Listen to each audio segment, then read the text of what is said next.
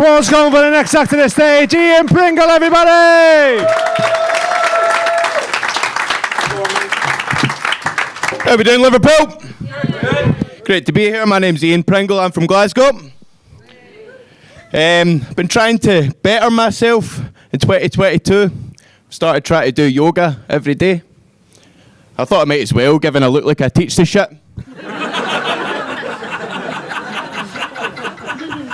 I look like I could teach yoga, but would end up in that Netflix documentary about sexual harassment. I was asked to leave the class at one point, but I said, nah, I must stay.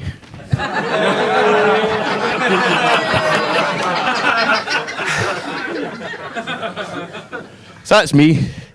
I've been doing a lot of yoga and a lot of drugs. I always liked drugs though. I remember, even when I was a wee boy, I remember I was in primary school. I had this teacher called Mrs. Mulheron. She used to tell us every day, she would say, when you go to the big school, you are going to be offered drugs.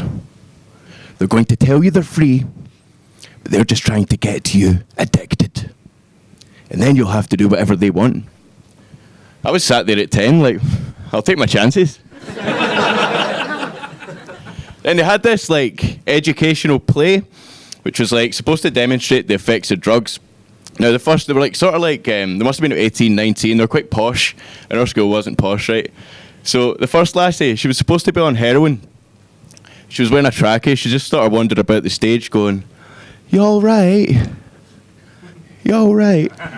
I'm sure on the script it said, you all right? We were sat there like, is she all right? This school was in Clydebank, which is like Glasgow's Birkenhead. These kids have been watching the real thing at home for years. Then they had another guy that was supposed to be on speed. He had like a bucket hat on. He's storming about the stage going, this is what it's all about, man. This is what it's all about, man. He made it look better than any speed I've ever taken. If it wasn't for that guy's performance, I would never have taken speed. Normally you take speed, you just end up in some guy's kitchen like, is this what it's all about? But most people, when they get older, they want to slow down with the drugs, but I want to speed up, man. I want to spend my twilight years like I spent the first lockdown, just doing hard drugs with my flatmate. We're already a bit like an old married couple, in that we sleep in separate rooms and there's quite a lot of emotional abuse. We stopped fucking each other years ago. But everyone should take more drugs when you get older. The before and after picture of crystal meth isn't quite as bad if you start at 80. And can you imagine how much better a care home visit would be if everyone was on MDMA? You're going to see your granddad, be like, oh, sorry, son, I can't mind your name, but I fucking love you. I actually used to work in a care home. I thought I'd try stand-up because it's the only other job I can get away with telling the same jokes every day. And I might have the worst gig of my life, but there's nothing like a guy telling you not to quit your day job while you're wiping his arse.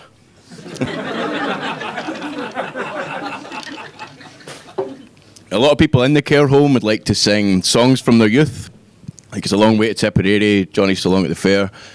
I'm looking forward to being in a care home canteen full of guys claiming to be the real Slim Shady.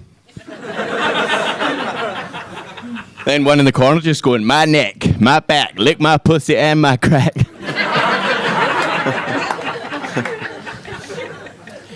Now, whenever I've told anyone I do that job, I always say the same thing. I always say, that's really hard work, that's a really hard job. And they're right. It's a hard job to do well.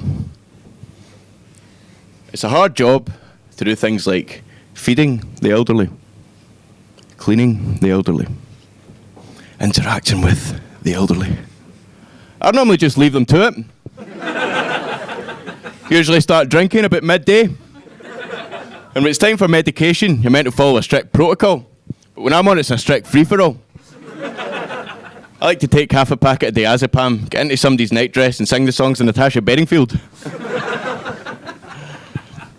But one of the first things that happens when you get dementia is you start to lose your inhibitions, you know, your ability to stop yourself from saying or doing the wrong thing at the wrong time. Like, you ever been driving down a country road behind a particularly obnoxious group of cyclists? They're going 2 abreast, you're going 20 mile an hour, you just think, I could fucking end you. But see, when your inhibition starts to go, you should just embrace it. Release your inhibition. Feel the rain on your skin. No one else can feel it for you. Only you can let it in. I'm sorry, the rest of this is still unwritten. I've been Ian Pringle, thank you.